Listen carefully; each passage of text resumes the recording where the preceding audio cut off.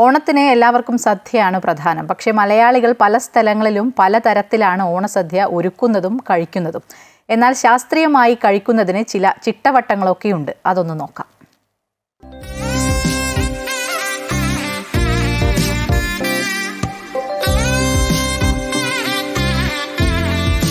സദ്യ എന്നാൽ പലർക്കും ഒരു ആവേശമാണ്.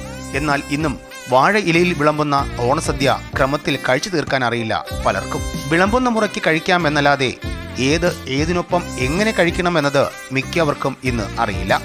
സദ്യ വാരിവലിച്ച് കഴിച്ചാൽ ദോഷമാണ് ഫലം. അതിന് ചില ചിട്ടവട്ടങ്ങളൊക്കെ ഉണ്ട്. എരിവ്, പുളി, ഉപ്പ്, മധുരം, കയ്പ്, ചവർപ്പ് എന്നീ ഷഡ്രസങ്ങളും ചേർന്നതാണ് സദ്യ.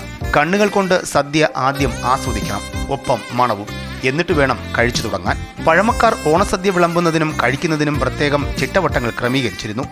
കാരണം സ്വാദ് ക്രമീകരിക്കുന്നതിനൊപ്പം വയറിനുള്ളിലെ ദഹന പ്രക്രിയയ്ക്കും ഗുണകരമാകുന്ന തരത്തിലാണ് പഴമക്കാരുടെ സദ്യ കഴിക്കാനുള്ള നിർദ്ദേശം. സദ്യയിൽ ആദ്യം തന്നെ കഴിക്കേണ്ടത് ശർക്കര വരട്ടിയും കായ വറുത്തതുമാണ്. ശർക്കര വരട്ടിയിലെ മധുരം നാവിലെ എല്ലാ രസമുകുളങ്ങളെയും ഉണർത്തും. ആദ്യം ചോറ് ഇലയിലിട്ടാൽ നെയ്യ് ചേർത്ത് എരിവ് കുറഞ്ഞ പരിപ്പ് കറിക്കൊപ്പം എരിവ് കൂടിയ കൂട്ടുകറിയോ അവിയലോ തോരനോ വേണം കഴിക്കാൻ. നെയ്യ് അഗ്നിയെ ഉത്തേജിപ്പിക്കുന്നു. അഗ്നിയാണ് ദഹനമുണ്ടാക്കുന്നത്. പിന്നീട് ചോറും എരിവും കൂടിയ സാമ്പാറിനൊപ്പം കഴിക്കാനുള്ളതാണ് മധുരക്കറിയും തൈര് ചേർത്ത കിച്ചടികളും. ഏത് കറി കഴിച്ചാലും ഒരല്പം ഓലൻ കഴിച്ചിട്ടേ മറ്റൊരു കറി കഴിക്കാവൂ. ദഹനത്തിനൊപ്പം ഓലൻ കഴിക്കുമ്പോൾ നാവ് വൃത്തിയാകും. അതിനാൽ ഓരോ കറിയുടെയും യഥാർത്ഥ രുചി ആസ്വദിക്കാം എന്നതാണ് സത്യം. അത്യാവശ്യം നല്ല അളവിൽ വയറ്റിലെത്തിയ എരിവിന് ആശ്വാസമായി വേണം പിന്നീടെത്തുന്ന പായസം കുടിക്കാൻ. പായസത്തിന്റെ മധുരം കാരണം വായി ചൊടിക്കാതിരിക്കാനാണ് അതിനൊപ്പം നാരങ്ങ അച്ചാർ തൊട്ടുകൂട്ടേണ്ടത്. പായസം കുടിച്ചു കഴിഞ്ഞാൽ പുളിശ്ശേരിയിലേക്ക് കടക്കാം. പുളിശ്ശേരിക്കൊപ്പം വേണം മാങ്ങ അച്ചാർ കഴിക്കാൻ.